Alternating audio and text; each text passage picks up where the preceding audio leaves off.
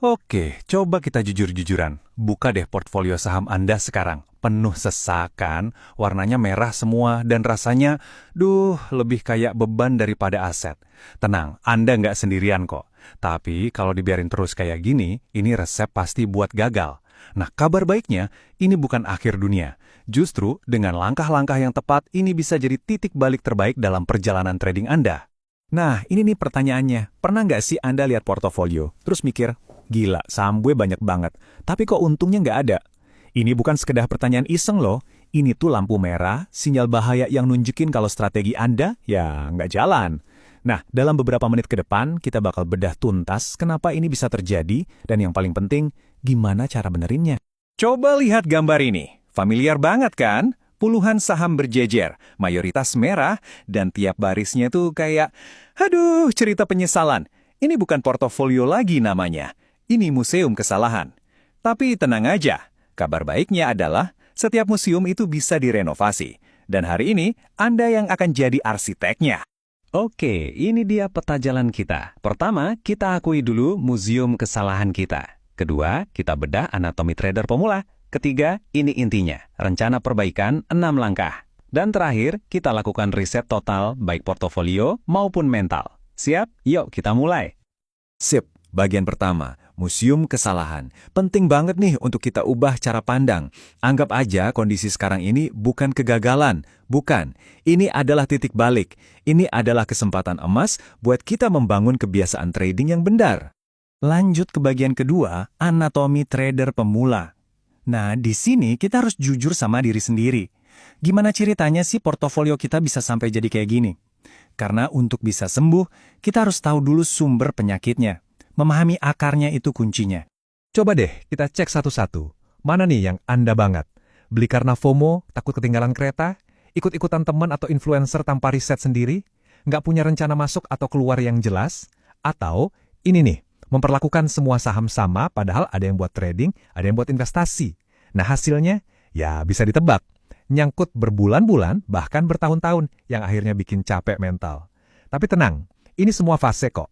Fase yang bisa dan akan kita lewati. Oke, sekarang kita masuk ke dagingnya. Bagian paling penting, rencana perbaikan 6 langkah Anda. Ini adalah framework yang jelas, langkah demi langkah, untuk mengambil alih kembali kendali atas portofolio Anda. Siap-siap catat ya.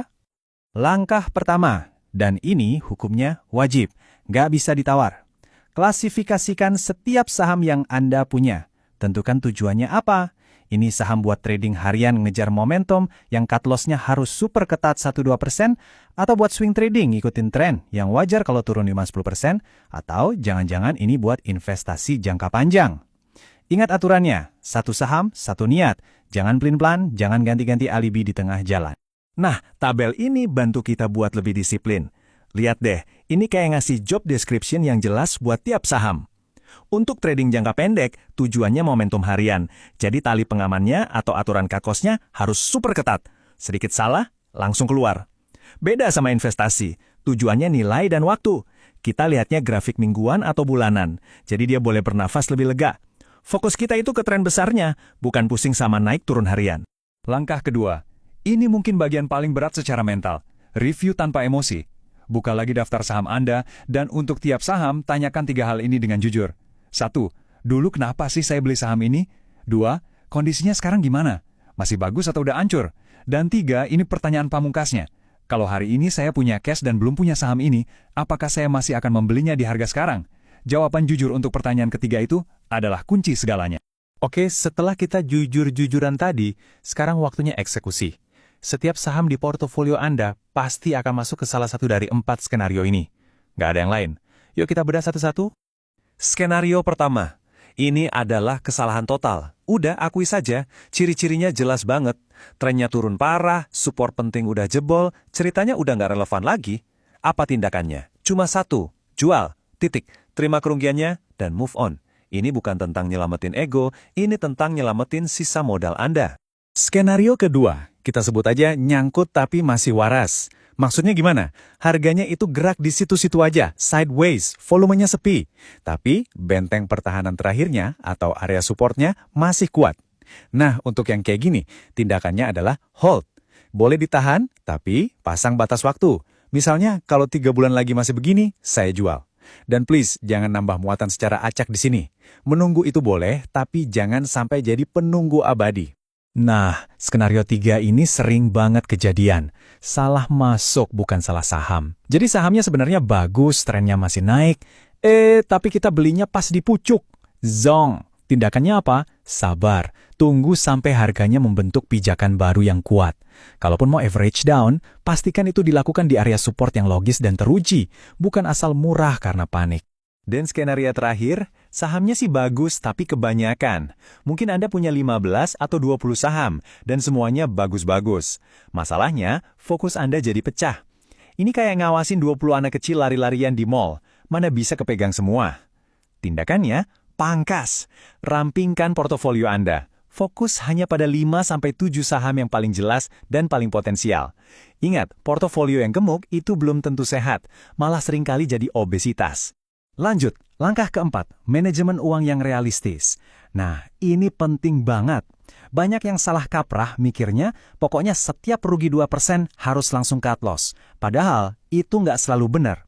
Kenyataannya adalah toleransi resiko Anda harus sesuai sama tujuan awal. Kalau Anda trading harian, ya cut loss 1-2% itu masuk akal. Tapi kalau untuk swing trading atau investasi, ya wajar banget kalau ada penurunan 5%, 10%, atau bahkan lebih selama tren besarnya masih utuh. Jadi, sesuaikan aturan mainnya dengan jenis permainannya. Oke, kita sampai di bagian akhir. Dan jujur, ini bagian yang paling penting. Riset portofolio dan mental. Kenapa? Karena beresin daftar saham itu satu hal, tapi beresin cara pikir kita, nah itu yang akan menentukan kemenangan jangka panjang. Coba renungkan kutipan ini baik-baik, seorang trader itu bertumbuh bukan karena dia selalu benar, tapi karena dia cepat sadar ketika dia salah. Jadi, kuncinya bukan soal nggak pernah salah, nggak mungkin. Kuncinya adalah seberapa cepat Anda mengakui, oke, gua salah, lalu memperbaikinya. Itulah bedanya amatir dengan pro. Maka dari itu, ini langkah kelima. Lakukan riset mental ini sekarang juga. Pertama, stop berharap saham itu bakal balik ke harga modal. Lupakan. Kedua, stop berpikir, aduh sayang kalau dijual rugi. Buang pikiran itu jauh-jauh. Mulai sekarang, ganti pertanyaannya jadi, pelajaran apa yang diajarkan saham ini ke saya? Anggap saja pasar itu guru paling mahal yang pernah Anda bayar, tapi dia juga guru yang paling jujur. Penting banget untuk tanamkan ini di kepala Anda. Rugi itu bukan berarti gagal. Nyangkut itu bukan berarti Anda bodoh. Salah masuk itu bukan akhir dari segalanya. Anggap saja semua itu adalah, ya, biaya kuliah di Universitas Pasar Saham. Mahal memang, tapi pelajarannya setimpal. Itu semua bagian dari proses. Dan akhirnya, langkah keenam, bangun portofolio baru Anda. Setelah bersih-bersih, inilah wujud portofolio yang sehat. 1. Aset-aset beracun sudah dibuang. 2. Yang disimpan hanya yang punya potensi nyata. Dan yang paling penting, nomor 3, 4, dan 5, setiap saham yang Anda punya wajib punya alasan yang jelas kenapa dibeli, tingkat risiko yang jelas, dan rencana keluar yang jelas. Nggak ada lagi beli iseng-iseng. Pada akhirnya, semua kembali ke sini. Portofolio Anda adalah cermin dari kebiasaan Anda. Simpel kan? Kalau portofolionya acak-acakan, ya berarti kebiasaan tradingnya juga acak-acakan. Dengan menerapkan ke-6 langkah yang tadi kita bahas, Anda bukan cuma lagi beresin portofolio. Anda lagi membangun kebiasaan baru untuk menciptakan portofolio yang sehat dan bertumbuh. Jadi setelah kita bedah semuanya, pertanyaannya sekarang kembali ke Anda. Cuma satu pertanyaan ini, apakah Anda mau benar-benar belajar dari kesalahan masa lalu, atau cuma mau mengulanginya lagi dan lagi di masa depan? Jawabannya ada di tangan Anda.